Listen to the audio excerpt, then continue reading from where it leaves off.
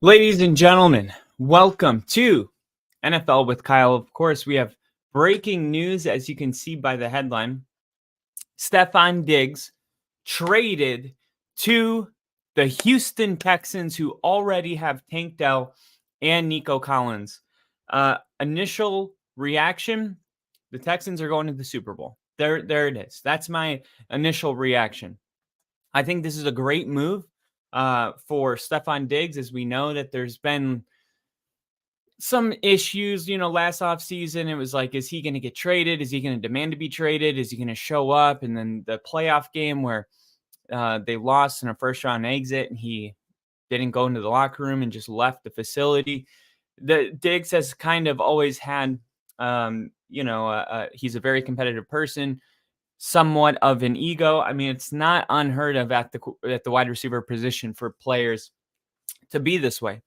Now, he was a lot to deal with, and you were wondering, okay, are the Bills going to continue to just let him be him because he is him, and he really is worth having on your team, even if it comes with some of the stuff that T.O. had or Chad Johnson in the Bengals. Receivers that are this good tend to be worth keeping. But here we go. Stefon Diggs traded to the Houston Texans. Now, what did it cost? I couldn't believe it. It was a second round pick.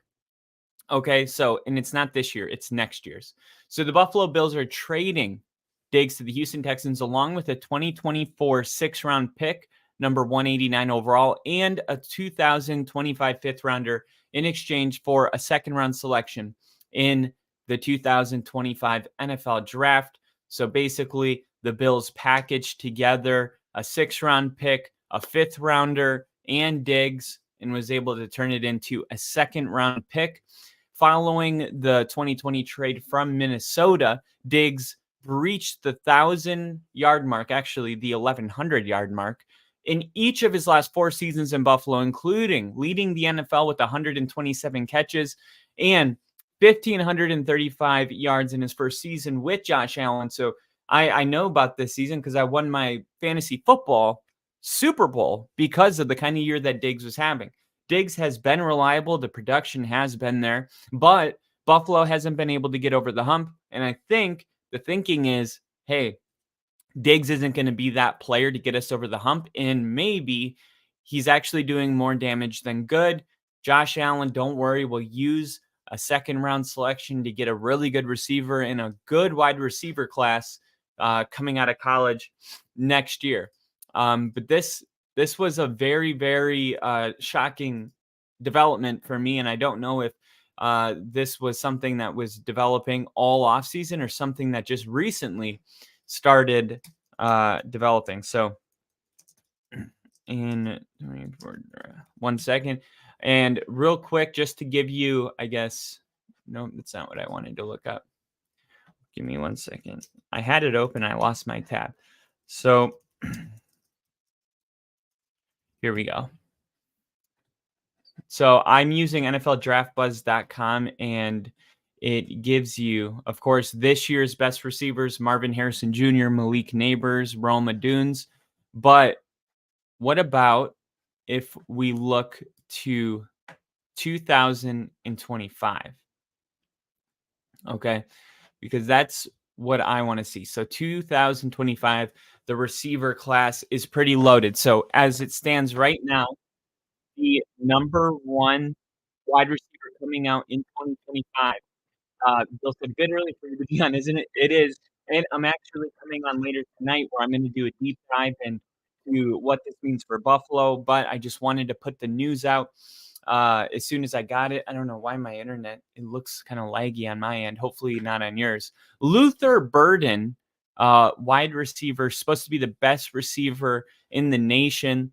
And he plays at Iowa. A violent runner with the ball in his hands, very good at working outside the numbers.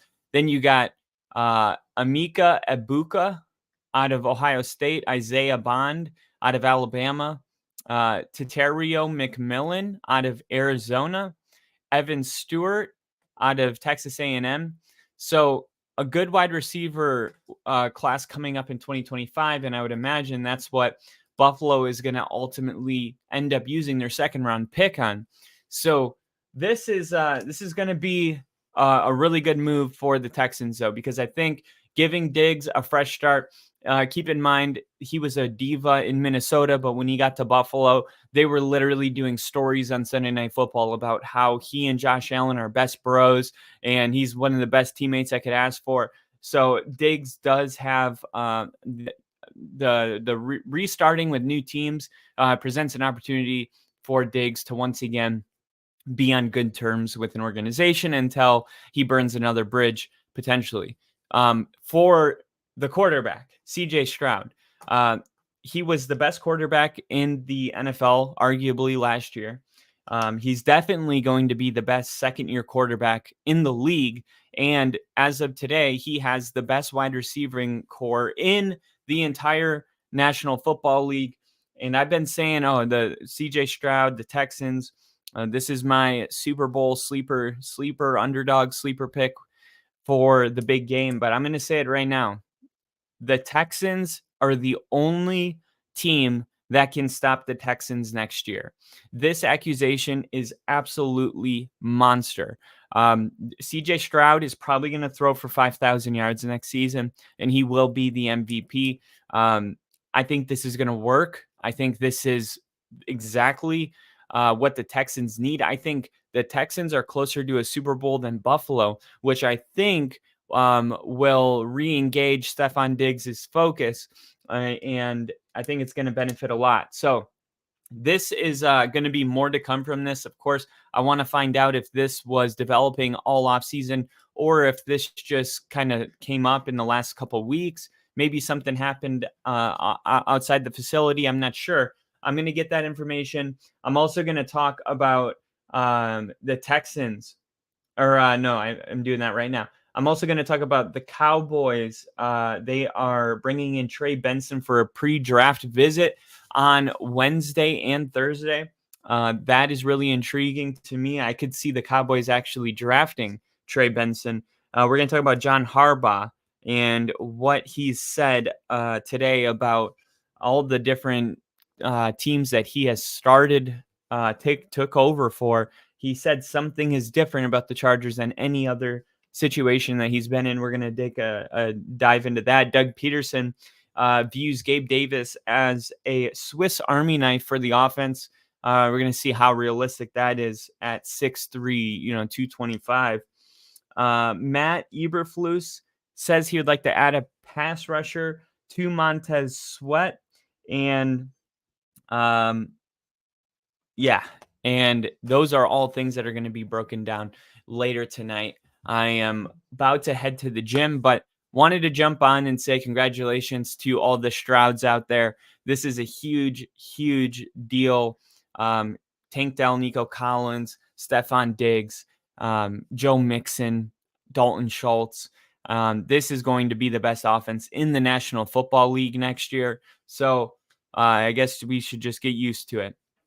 This is unreal how fast the Texans have been able to turn this entire thing around. And it's been really fun to watch, but also a little bit of jealousy. But I've always had love in my heart for the Texans, so I'm glad that they're finally, probably walking around prouder than they've ever been to wear a Texans t-shirt. And that's all CJ Stroud said he wanted to do, is make people proud to be a Texan. Well, right now, the Texans are probably the hottest, most fun bandwagon to jump on if your team is not going to be playing in January, like most people that are on this channel. So thank you guys for tuning in tonight. We go a little bit deeper into all this stuff, talk about the Cowboys, Jim Harbaugh, Doug Peterson, Matt Eberflus, and more tonight. So thank you for jumping in, Bill, and I will see you guys a little bit later. And wish me luck at the gym. I'm probably going to die.